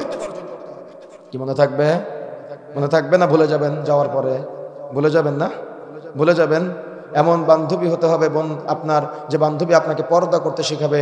এমন বান্ধবী হতে হবে যে বান্ধবী বলবে তুই যদি নামাজ না পড়িস তো তোর সাথে সম্পর্ক নাই। এমন বান্ধবী হবে যে বান্ধবী বলবে তুই যদি তোর স্বামীকে নিয়ে বদনাম করিস তাহলে আমার সাথে কখনো দেখা করবি না। এমন বান্ধবী হতে হবে যে বান্ধবী বলবে তুই যদি তোর শাশুড়িকে নিয়ে বদনাম করিস তাহলে কখনো আমার কাছে আসবি না। এমন বান্ধবী হতে হবে যে বান্ধবী বলবে, শাশুড়িকে বলবে, অর্থাৎ মহিলা মুরব্বী বান্ধবী হয় না, একথা বলবে যে তুমি যদি তোমার বৌমাকে নিয়ে গীবত নিন্দা করতে আসো তো আমার সাথে তোমার বন্ধুত্ব চলবে না। মনে থাকবে ইনশাআল্লাহ? মনে থাকবে ইনশাআল্লাহ? তাহলে ভালোবাসা হবে কার জন্য? কথা বলতে হবে কার জন্য? ভালোবাসা হবে কার জন্য? ঘৃণা হবে কার জন্য? আল্লাহর জন্য। মনে থাকবে ইনশাআল্লাহ? তাহলে এই পয়েন্টটা অবশ্যই মনে রাখার চেষ্টা করতে হবে। তারপর অত্যন্ত গুরুত্বপূর্ণ একটা বিষয়, এমন ব্যক্তি যে নির্জনে আল্লাহকে স্মরণ করে এবং তার চক্ষু দিয়ে অশ্রু বিসর্জন হয়। তার মানে আমাদের জীবনে অনেক পাপ আছে না, অনেক গুনাহ আছে না, অনেক অন্যায় আছে না, যে অন্যায় করার পরে আমরা কিন্তু অনুতপ্ত হই। কিন্তু ওই ব্যক্তি সব থেকে উত্তম যে পাপ করার পরে, গুনাহ করার পরে আল্লাহর কাছে অনুতপ্ত হয়, অনুতপ্ত হয়ে দুই হাত তুলে আল্লাহর কাছে ফরিয়াদ করে, আর তার চোখ দিয়ে অশ্রু ঝরে, সাজদায় চলে যায়, সাজদায় গিয়ে আল্লাহর কাছে দোয়া করে, তার চোখ দিয়ে অশ্রু ঝরে। অর্থাৎ ওই চক্ষু কখনো জাহান্নামে যাবে না যে চক্ষু দিয়ে আল্লাহর ভয় অশ্রু ঝরে, ওই চক্ষু কখনো জাহান্নামে যাবে না যে চক্ষু দিয়ে আল্লাহর ভয় অশ্রু ঝরে। সুতরাং যদি আপনি আরশের ছায়াতলে স্থান পেতে চান, তাহলে এমন চক্ষু বানাতে হবে যে চক্ষু শুধু আল্লাহর ভয়ে কাঁদবে। কিন্তু আপনার চোখ তো সিনেমা দেখতে দেখতে কান্না করে, কি তাই না? জীবনে কয়দিন সিনেমা দেখতে দেখতে কান্না করেছেন? জীবনে কয়দিন গান শুনতে শুনতে কান্না করেছেন? জীবনে কয়দিন নাটক দেখতে দেখতে কান্না করে চোখ দিয়ে পানি বের হয়েছে? কিন্তু আপনার সারা জীবন খুঁজলে এমন কোনো দিন পাওয়া যাবে না যেদিন আপনি আল্লাহর ভয়ে কান্না করেছেন, সাজদায় গিয়ে আল্লাহর জন্য, অর্থাৎ আল্লাহর সন্তুষ্টির জন্য, আল্লাহর এই আপনাকে যে নিয়ামত না, যে নিয়ামত দিয়েছেন এই জন্য আপনি কান্নাকারি করেছেন, এমন কোনো দিন পাওয়া যাবে না। আপনি কান্না করেন কি জন্য জানেন? আপনি আপনার মহিলাকে ভালোবাসেন, সে মহিলা হয়তো আপনার ডাকে সাড়া দেয় না, এখন আপনি সাজদায় গিয়ে বলতেছেন যে আল্লাহ আমার তাকে চাই, আপনি এই জন্য কাঁদতেছেন, কি তাই না? এমনটা হয় না? আপনি চাচ্ছেন যে আল্লাহ অমুক ব্যক্তি সুদ খায়, আমি কেন সুদ খেতে পারি না, আপনি এই জন্য কাঁদতেছেন। আপনি একটা বারের জন্য, হালালের জন্য, অর্থাৎ জীবনে গুনাহ করেছেন, পাপ করেছেন, অন্যায় করেছেন, এজন্য আপনার চোখ দিয়ে অশ্রু ঝরে না। আপনার জীবনে এমন কোন 2 রাকাত নামাজ নাই যে 2 রাকাত নামাজের জন্য আপনি আল্লাহর কাছে কখনো একেবারে পুরা নামাজের মতো শুধু আল্লাহর সাথে কথা বলেছেন, এমন কোন 2 রাকাত আপনার, অর্থাৎ 2 রাকাত নামাজ আপনার জীবনে নাই, পাওয়া যাবে না। আপনার জীবনে এমন কোনো 2 টাকা দান নাই যে দানটা আপনি শুধু আল্লাহর সন্তুষ্টির জন্য করেছেন। আপনার জীবনে এমন কোনো তাহাজ্জুদের নামাজ নাই যে নামাজে আপনি 2 হাত তুলে আল্লাহর কাছে কান্নাকারি করেছেন আর চোখের পানি ঝরেছে। আপনি আল্লাহকে বলেছেন আল্লাহ তুমি আমাকে হালাল রিজিকের ব্যবস্থা করে দাও, আল্লাহ তুমি আমাকে উত্তম পরিবার দাও, আল্লাহ তুমি আমার হালাল ব্যবসা করা তৌফিক দাও, আল্লাহ তুমি আমার একজন নেককার পরহেজগার স্ত্রী দাও, আল্লাহ তুমি আমাকে দিনদার বানাও, আল্লাহ তুমি আমাকে পাপ থেকে মুক্ত করো। কখনো করেছেন এমনভাবে দোয়া? কখনো করেছেন দোয়া এমন ভাবে? কখনো তো দোয়া করতে পারেন না, এজন্য ব্যর্থ হয়েছেন। সুতরাং মনে রাখার চেষ্টা করতে হবে, এমন হৃদয় হতে হবে যে হৃদয় আল্লাহর জন্য কান্না করে, এবং এমন চোখ হতে হবে যে চোখ আল্লাহর ভয়ে, চোখ দিয়ে অশ্রু ঝরে, সাজদায় গিয়ে অঝরে অশ্রু ঝরতেছে, কিন্তু আপনি সাজদা দেন, 2টা সাজদা দিতে সময় লাগে 30 সেকেন্ড, তাও লাগে না, মনে হয় 15 সেকেন্ডে 2টা সাজদা হয়ে যায়। কিন্তু আপনার সাজদা হতে হবে এত লম্বা যে পুরো সাজদার মধ্যে আপনি আল্লাহর সাথে কথা বলেছেন, আপনি আল্লাহর কাছে চেয়েছেন, কিন্তু পাওয়া যায় না। এটা অনেক কষ্টের, অনেক ব্যথার। তারপরে 6 নম্বর, এমন ব্যক্তি যাকে সুভ্রান্ত সুন্দরী নারী আহ্বান করার পরেও সে বলে আমি আল্লাহর জন্য এটা ত্যাগ করলাম বা আল্লাহর জন্য বাদ দিলাম। তার মানে আপনাকে যদি কেউ জেনার জন্য আহ্বান করে, তাহলে আপনি বলবেন যে আমি আল্লাহর জন্য এটা বর্জন করলাম। ওই যে গুহায় আটকে পড়া 3 যুবকের ঘটনা মনে আছে আপনাদের? 3 যুবকের মধ্যে এক যুবক বলেছিল আল্লাহ আমি জীবনে কোনো ভালো আমল করেছি আমার সেটা মনে নাই, তবে আমার জীবনে আমি একটা ভালো আমল করেছি, সেটা হলো আমি আমার চাচাতো বোনকে জিনা করার জন্য তার উরুর উপরে বসেছিলাম। কিন্তু সেই মুহূর্তে সে বলেছে আব্দুল্লাহ ইত্তাকিল্লাহ, আল্লাহর বান্দা তুমি আল্লাহকে ভয় করো। যেই মুহূর্তে আমার চাচাতো বোন বলেছে আল্লাহকে ভয় করার জন্য, আল্লাহ আমি সেদিন তোমার ভয়ে আমার চাচাতো বোনের সাথে জিনা করা থেকে বিরত থেকেছিলাম। আল্লাহ যদি আমার এটা নেক কাজ হয়, আমার যদি গোপনে তোমাকে ভালোবাসা হয়, তাহলে আল্লাহ তুমি আজকে এই গুহার মুখ থেকে পাথরটা সরিয়ে দাও। সুবহানাল্লাহ বলবেন না? আপনার আমার জীবনে এমন কোনো ভালো আমল আছে, গোপন আমল, যেটার মাধ্যমে আমি বলতে পারবো যে আল্লাহ আমার সন্তান সে ভালো ইনকাম করতে পারতেছে না, আল্লাহ তুমি আমার এই ভালো আমলের বিনিময়ে তুমি আমার সন্তানকে একটা ভালো রাস্তা করে দাও। কিন্তু আপনি আল্লাহর সাথে কি চুক্তি করেন জানেন? আপনি আগে চুক্তি করেন, চুক্তি করা দরকার পরে। চুক্তি বলতে আপনি একটা ভালো আমল করার পরে তারপরে বলবেন ভালো আমলের বিনিময়ে যে আল্লাহ তুমি আমাকে এটা দাও। কিন্তু আপনি কি বলেন যে আল্লাহ আমি একটা ছাগল জবাই করলাম তুমি এটা দিও, আল্লাহ আমি একটা গরু জবাই করলাম তুমি এটা দিও। তার মানে আপনি আল্লাহর সাথে কি করলেন? চুক্তি করলেন। এটা চলবে না, এটা উচিত না, এটা রাসূলুল্লাহ সাল্লাল্লাহু আলাইহি ওয়াসাল্লাম নিষেধ করেছেন। কথা বুঝতে পেরেছেন? তবে আপনি এটা বলতে পারেন যে আল্লাহ ওই দিন আমি অমুক জায়গায় 10টা টাকা দান করেছিলাম, পৃথিবীর কেউ জানে না, আল্লাহ যদি এটা শুধুমাত্র তোমার সন্তুষ্টির জন্য হয় তাহলে আল্লাহ তুমি আমার বিপদ থেকে মুক্ত করো। কি বিপদ নাই মানুষের? ঋণ নাই মানুষের, বিপদ নাই, মুসিবত নাই, তো আপনার মুসিবত থেকে আপনি পানা চাইবেন কিভাবে? আপনি তো আগে মেম্বারের কাছে যান, চেয়ারম্যানের কাছে যান, কিন্তু আপনি আল্লাহকে বলেন না আপনার গোপন আমল দিয়ে। আপনি তো বলতে পারবেন না, কেন? আপনার জীবনে এমন কোনো আমল নাই। এজন্য জেনাত অত্যন্ত জঘন্যতম একটা পাপ, যে কথা এখানে রাসূলুল্লাহ সাল্লাল্লাহু আলাইহি ওয়াসাল্লাম বলছেন, আরশের ছায়ায় আশ্রয় পেতে চাইলে এমন যুবক হতে হবে যে নারীরা আপনাকে আকৃষ্ট করবে। আগে তো মহিলারা অন্তত পুরুষ মানুষ দেখলে মাথার কাপড়টা টেনে দিত, কিন্তু এখন এতটাই জঘন্য, এতটাই বর্বর, এতটাই নোংরা পরিবেশ যে পুরুষ মানুষ দেখলে মাথার কাপড়টা ফেলে দেয়, বুকের ওড়নাগুলো সরায় দেয়, কি তাই না? আর এখন নারীরা এমন একটা ফ্যাশনেবল বোরখা পরে, এক পা বাড়ালে এক রং, আর এক পা বাড়ালে এক রং। আর এখন বোরখার মধ্যে একটা বেল্ট উঠেছে, নতুন বেল্ট দিয়ে বেঁধে শরীরের গঠন বুঝায়। এগুলো সব আকৃষ্ট করার মাধ্যম। এই বোরখা পরা যাবে না। এগুলো আকর্ষণ তৈরি করে, আকৃষ্ট তৈরি করে আপনাকে। যদি আপনি এক্ষেত্রে ইত্তাকিল্লাহ, আল্লাহকে ভয় করে যদি আপনি এই হারাম সম্পর্ক থেকে, হারাম পরিবেশ থেকে বের হয়ে এসে, অর্থাৎ চোখ যেতে পারে একবার, কিন্তু চোখ আবার যদি ফিরিয়ে নিয়ে আসতে পারেন, মোবাইলে দেখতেছেন, ফেসবুক চালাচ্ছেন, চালাতে হঠাৎ করে একটা গান চলে আসলো, নগ্ন নারী চলে আসলো, আপনি কি করলেন? সেটা দেখতেই থাকলেন, কিন্তু আপনি সেটা সরিয়ে ফেললেন, গুনাহগার হলেন না, কিন্তু বারবার দেখতেই থাকলেন, আপনি গুনাহগার হয়ে গেলেন। কথা বুঝতে পেরেছেন? কথা বলবেন না স্টেজে। যে কথা বলতে চাচ্ছিলাম প্রিয় বন্ধুরা আমার, তাহলে আমাকে আপনাকে সর্বাবস্থায় মনে রাখতে হবে, বিশেষ করে যুবক ভাইয়েরা, আজকে ফিতনার যুগ, সিনেমার যুগ, নাটকের যুগ, গানের যুগ, অশ্লীলতার যুগ, পর্নোগ্রাফির যুগ। আজকে যুবকদেরকে ধ্বংস করে দিচ্ছে, নষ্ট করে দিচ্ছে। যদি যুবকরা এটা থেকে ফিরে আসতে না পারে, তাহলে অবশ্যই কিয়ামতের মাঠে ধরা খেতে হবে। আর যদি যুবক যুবতীরা ফিরে আসতে পারে, তাহলে কিয়ামতের মাঠে আরশের ছায়ায় স্থান পাবে। সুবহানাল্লাহ। সিদ্ধান্ত আপনার, চিন্তা আপনার, যে আপনি কি করবেন। তারপরে অত্যন্ত গুরুত্বপূর্ণ একটি বিষয়, সেটা হলো এমন ব্যক্তি যে ব্যক্তি গোপনে দান করে। ডান হাত কি দান করলো, বাম হাত জানতে পারে না, বাম হাত কি দান করলো, ডান হাত জানতে পারে না। তার মানে এমন দান, যে দানটা গোপনে দান। কিন্তু দেখবেন আমাদের সমাজে অনেক মাহফিলে গিয়ে আমরা দেখি, অনেক ব্যক্তির নামের আগে লেখা থাকে দানবীর, আলহাজ, অমুক, কি থাকে না এমনটা? তো নামের আগে দানবীর লাগাতে হবে কেন? নামের আগে আলহাজ লাগাতে হবে কেন? আপনি তো 5 ওয়াক্ত নামাজ পড়েন, তাই না? তো 5 ওয়াক্ত নামাজ পড়লে তাকে কি বলা হয়? নামাজি। তো আজকে থেকে আপনি নামের আগে লিখবেন আলহাজ, তারপরে দানবীর, তারপরে লিখবেন নামাজি অমুক। কথা বুঝতে পেরেছেন? এটা বাদ দেন কেন? এটা বাদ দেন কেন? নামাজ পড়া যেমন ফরজ ইবাদত, হজ করাটাও ফরজ ইবাদত। কথা বুঝতে পারেন নাই? যাকাত দেওয়াটাও ফরজ ইবাদত। তো আপনি হজ করে এসে নামের আগে যদি আলহাজ লাগাতে চান, না দান করে নামের আগে যদি দানবীর লাগাতে চান, তাহলে আজকে থেকে নামের আগে লিখবেন হাজী সাহেব, অর্থাৎ হজ করে এসেছে, দানবীর অর্থাৎ দান করেছে, মুসাল্লি অর্থাৎ সে নামাজ পড়ে, যাকাত আদায়কারী, এই বিস্তারিত লম্বা টাইটেল দিয়ে তারপর লিখবেন আব্দুল কুদ্দুস। ঠিক আছে, মনে থাকবে? তাহলে এই সিস্টেম বর্জন করতে হবে। ডান হাত কি দান করলো, বাম হাত জানতে পারবে না, বাম হাত কি দান করলো, ডান হাত জানতে পারবে না। তবে অবশ্যই প্রকাশ্যে দান করা যায় প্রেরণা দেওয়ার জন্য, তবে উদ্দেশ্য থাকতে হবে আল্লাহর সন্তুষ্টি।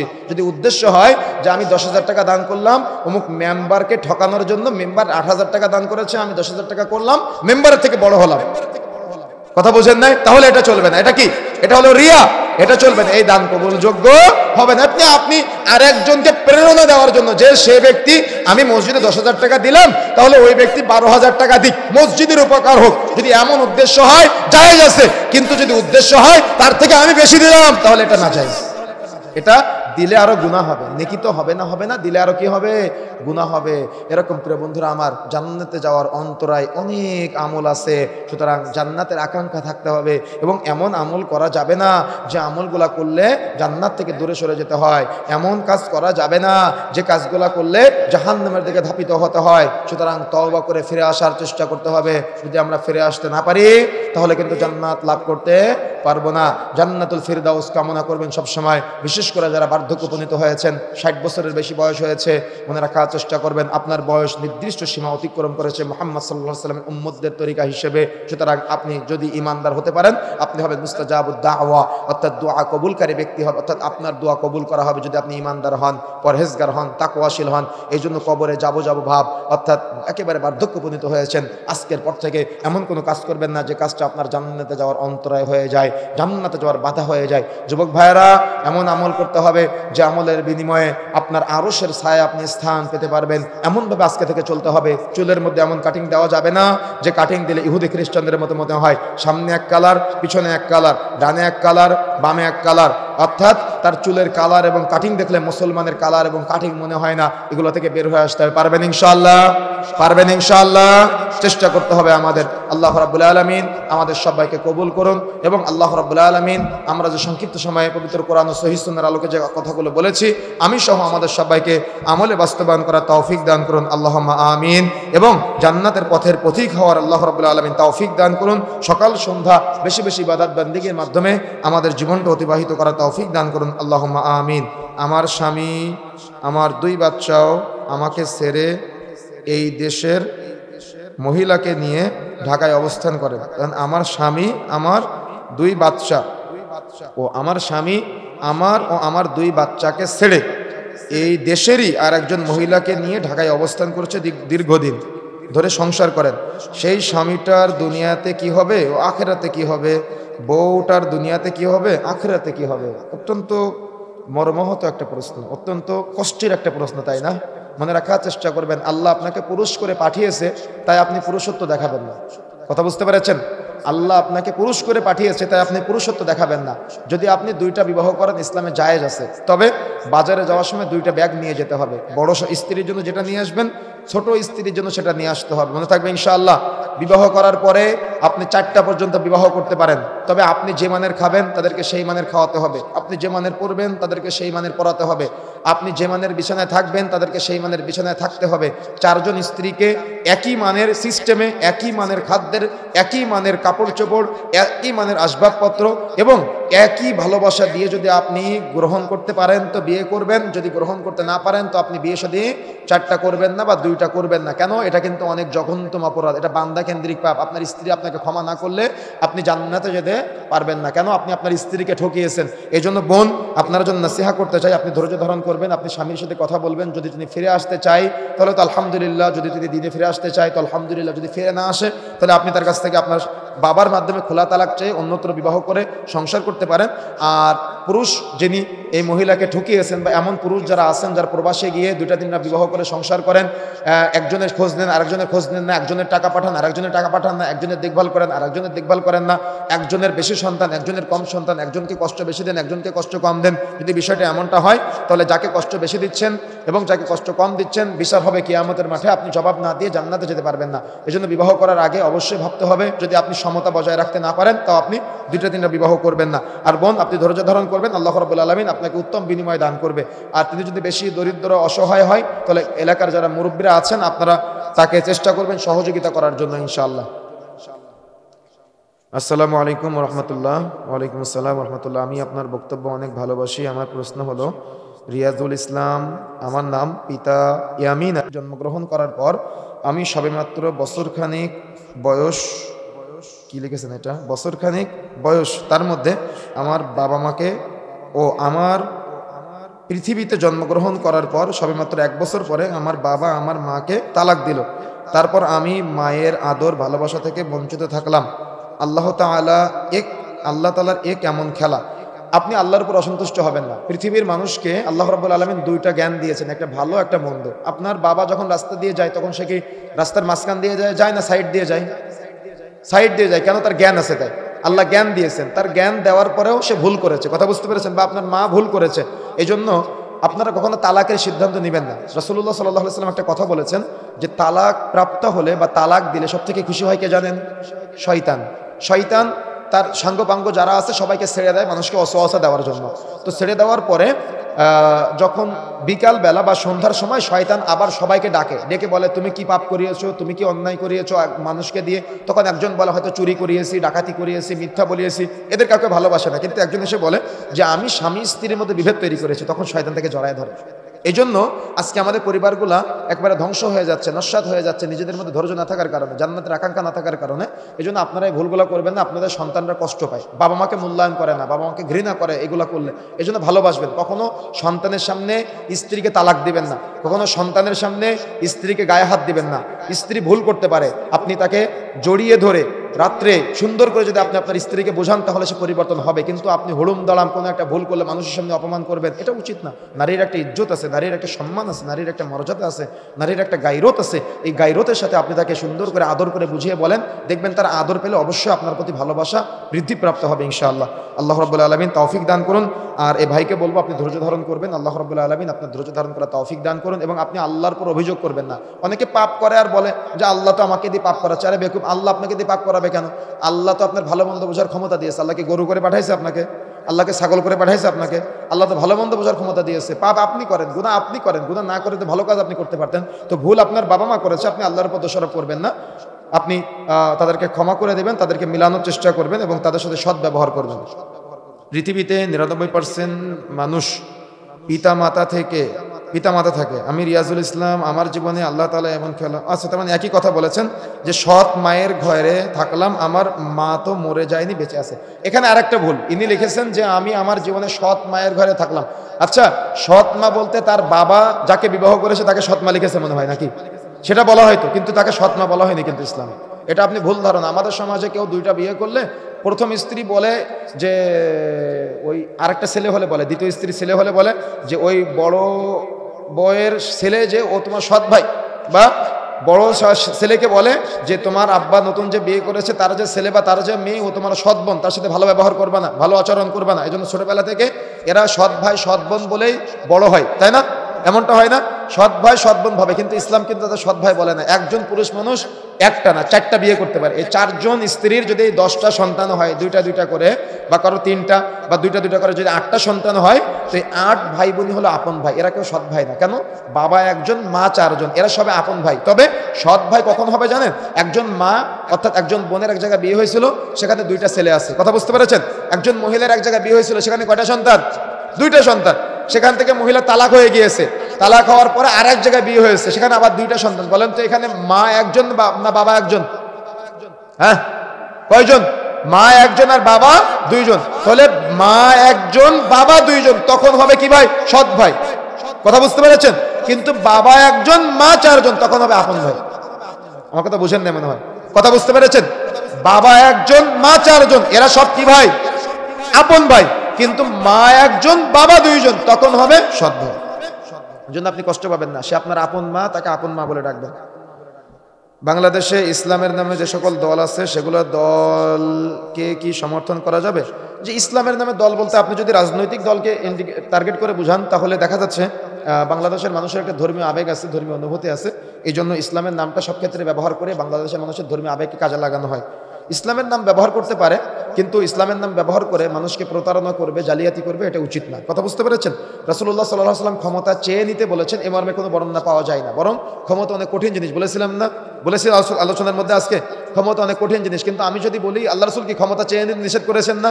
কিন্তু আমি বললাম আমার দাড়ি আছে, আমার টুপি আছে, আমার পাঞ্জাবি আছে, আমি পোস্টার টানালাম, আমি অমুক নেতা, তোমরা আমাকে ভোট দাও, আমি দিন কায়েম করে ফেলবো। এটা ভ্রান্ত ধারণা, এটা চলবে না। দিন কায়েম হবে ব্যক্তিত্বের মধ্যে, দিন কায়েম হবে পরিবারে, দিন কায়েম হবে পরিবারে, সন্তানের মধ্যে। আপনার স্ত্রী বোরখা পরে আপনার ভয়, আর আপনার স্ত্রী বোরখা পরে আল্লাহর ভয়। বলেন তো কোন ভয়টা স্থায়ী ভয়? কোনটা? আল্লাহর ভয়টা স্থায়ী ভয়। আর প্রচলিত গণতন্ত্রের রাজনীতির যে দিন কায়েম, এটা হলো আপনার ভয় আপনার স্ত্রী বোরখা পরবে, এটা আল্লাহর ভয় তারা এখানে আসে না। যদি আল্লাহর ভয় আসতো তাহলে প্রথমেই তারা ক্ষমতা চেয়ে নিত না। এখন আপনি বলতেছেন মন্দের ভালো, মন্দের ভালো আপনাকে কে ব্যাখ্যা দিয়েছে? আল্লাহ রাসূল সাল্লাল্লাহু আলাইহি ওয়াসাল্লাম মৃত্যু সজ্জায়, আল্লাহ রাসূল বলছে নবুয়তের তরিকায় খিলাফত এসেছে আমার মাধ্যমে, আমি চলে যাওয়ার মাধ্যমে খিলাফত আর আসবে না, নবুয়ত আর আসবে না। নবুয়ত এসেছে আমার মাধ্যমে, আমি চলে যাওয়ার মাধ্যমে নবুয়ত আর আসবে না। 2 নম্বরে বলেছে নবুয়তের তরিকায় খিলাফত আমল আসবে। খিলাফত আমল আল্লাহ যতদিন চাইবে ততদিন থাকবে, যখন চাইবেন না তখন উঠিয়ে নিবে। কথা বুঝতে পেরেছেন? যখন চাইবেন না তখন উঠিয়ে নিবে। এটার সময়সীমা আবু বকর, উমর, উসমান, আলী 4 খলিফার যুগে শেষ। তারপরে আল্লাহ রাসূল বলেছে তারপরে আসবে স্বৈরাচারী রাজা বাচ্চাদের আমল। লম্বা একটা সময় রাজা বাচ্চারা পৃথিবীতে তার মানে মানুষের উপর বিশাল জমিদারি করেছে, দেখেছেন না আপনারা? এটা আল্লাহ রাসূলের ভবিষ্যৎবাণী ছিল। তারপরে আল্লাহ রাসূল বলেছে আল্লাহ যতদিন চাইবে ততদিন থাকবে, যখন চাইবে না তখন তাদেরকে উঠিয়ে নিবে। তারপরে আল্লাহ রাসূল বলেছে তারপরে আসবে জবরদখলকারী শাসক, যখন মানুষ জোর করে ক্ষমতায় থাকবে। আল্লাহ যতদিন চাইবে ততদিন থাকবে, যখন চাইবে না তখন উঠিয়ে নিবে। তারপরে আসবে ঈসা আলাইহিস সালাম, ঈসা আলাইহিস সালামের মাধ্যমে পুনরায় খিলাফত আসবে। সুতরাং যত বক্তারাই জিহাদি হোক না কেন, এখন দেখবেন বক্তাদের নামের পিছনে জিহাদি, বক্তাদের নামের পিছনে বিপ্লবী, দেখেছেন না? বক্তাদের নামের পিছনে কত রকম কত টাইটেল আছে, কিন্তু একদিনের জন্য জিহাদে যায় না, শুধু ওয়াজের মাঠে জিহাদ করে। কথা বুঝতে পেরেছেন? শুধু কোথায় জিহাদ করে? ওয়াজের মাঠে জিহাদ করে, ওয়াজের মাঠে মাইক ফাটায় দেয়, আর ওদিকে সুন্নতের বিরোধিতা করে। সুতরাং এই প্রতারণা থেকে বের হয়ে আসতে হবে আমাদের। কথা বুঝতে পেরেছেন? কি করতে হবে তাহলে? রাসূলুল্লাহ সাল্লাল্লাহু আলাইহি ওয়াসাল্লাম যেহেতু বলে নাই যে এই হারাজের যুগ, মারামারির যুগের পরে ঈসা আলাইহিস সালাম আসার আগে খিলাফত আসতে পারে, যদি খিলাফত আসে, আল্লাহ রাসূল ভবিষ্যৎবাণী করতেন না? আমার কথা বুঝেন না? মানে রাসূল ভবিষ্যৎবাণী করতেন কিনা? এজন্য আমি যতই জেহাদি জেহাদি বলে চিল্লাই না কেন, যতই খিলাফত খিলাফত বলে চিল্লাই না কেন, যতই জেহাদ জেহাদ বলে চিল্লাই না কেন, জেহাদ ফরজ ইবাদত, তবে সেটা হারাজের সাথে মিলানো যাবে না। আর হারাজের সাথে জিহাদকে তুলনা করবেন না। জিহাদ ফরজ আর হারাজ হারাম, চলবে না। হারাজ মানে মারামারির সময় যখন মানুষ মানুষকে মারবে, কেন মারবে জানে না, আর মানুষ মানুষকে মরবে, মানুষ মরবে কেন মরবে সেও জানেন না। তার মানে মানুষ, আপনি আপনার ভাইকে মারবেন, এলাকার ভাইকে মারবেন, কিন্তু কেন মারবেন আপনি জানেন না। আবার আপনার ভাইও মরবে, কিন্তু কেন মরবে জানেন না। দেখতেছেন আজকে চলতেছে সমাজে এগুলা, কেন মারে জানে না আর কেন মরে জানে না, উভয় জাহান্নামে বলেছেন আল্লাহ রাসূল। এই সময়টা এখন এই হারাজের যুগ, সুতরাং সত্য কথা বলতে হবে, সঠিক কথা বলতে হবে। ইসলামের নাম ব্যবহার করলে সুন্নতের কথা বলতে হবে, সুন্নতের পাবন্দী হতে হবে। হারাজের যুগে এসে আপনি খেলাফত প্রতিষ্ঠা করবেন, শরীয়ত প্রতিষ্ঠা করবেন, এটা চরম ধোঁকার জায়গা, এটা হলো জবরদখলকারী শাসকের জায়গা। ঈসা আলাইহিস সালাম আসার আগে কখনো খেলাফত আসবে এ মর্মে রাসূলুল্লাহ সাল্লাল্লাহু আলাইহি ওয়াসাল্লাম কোনো ভবিষ্যৎবাণী করেন। এজন্য আপনি চেষ্টা করবেন এই সময়ে, যদি কেউ দিন খুঁজে না পায়, সঠিক রাস্তা খুঁজে না পায়, তাহলে নিজে সঠিক পথে চলবে, নিজে সঠিক আমল করবে। কথা বুঝতে পেরেছেন? আল্লাহ রাসূল বলেছেন, লা তাযালু তাইফাতুম মিন উম্মতি যাহিরিনা আলাল হক, আমার উম্মতের মধ্যে সর্বদা একটি দল হকের উপরে বিজয়ী থাকবে। লা ইয়াদুররুহুম মান খাযালাহুম, তাদেরকে কেউ কোনো ক্ষতি করবে না। হাত্তা ইয়াতি আমরুল্লাহ, ইতিমধ্যে কিয়ামত চলে আসবে। ও হুম কাযালিক, তারা পূর্বে যেমন ছিল কিয়ামত পর্যন্ত ওইরূপ থাকবে। এজন্য নিজে আমল করবেন, সন্তানকে আমল করতে অভ্যস্ত করবেন, পরিবারের মানুষকে দাওয়াত দিবেন। ইয়া আইয়ুহাল্লাযিনা আমানু কু আনফুসাকুম আহলিকুম নারা, হে ঈমানদারগণ, তোমরা নিজেরা জাহান্নামের আগুন থেকে বাঁচো, পরিবারকে জাহান্নামের আগুন থেকে বাঁচানোর জন্য চেষ্টা করো। অর্থাৎ দাওয়াত দিবেন, তবে জোর করে ক্ষমতা নিয়ে চাপ প্রয়োগ করে মানুষ পরিবর্তন করতে হবে। এটা হলো শিরকি রাজনীতি, যেখানে বলা হয় জনগণ সর্বভৌম ক্ষমতার উৎস, কিন্তু এটা শিরক। বলতে হবে আল্লাহই সর্বভৌম ক্ষমতার উৎস। যদি আল্লাহর পক্ষ থেকে আপনার উপরে দায়িত্ব আসে তাহলে এটা জায়েজ। কথা বুঝতে পেরেছেন? কিন্তু যদি আপনি দায়িত্ব চেয়ে নেন, এটা আমি কেন, কোনো আলেম কখনো সহি বলতে পারবে না, আর যে সহি বলবে সে আলেম না। কথা বুঝতে পেরেছেন? যদি কেউ এই দাওয়াত দেয় তাহলে সে প্রকৃত আলেম না, তার কোরআন হাদিসের জ্ঞান নাই। যদি কোরআন হাদিসের জ্ঞান থাকে তাহলে সে সুন্নতের বিরুদ্ধে আপনাকে দাওয়াত দিবে না। এজন্য সতর্ক থাকতে হবে। হারাজের যুগে নিজেকে নিয়ন্ত্রণে রাখবেন। যদি সঙ্গী সাথে খুঁজে না পান, গাছতলায় থাকবেন।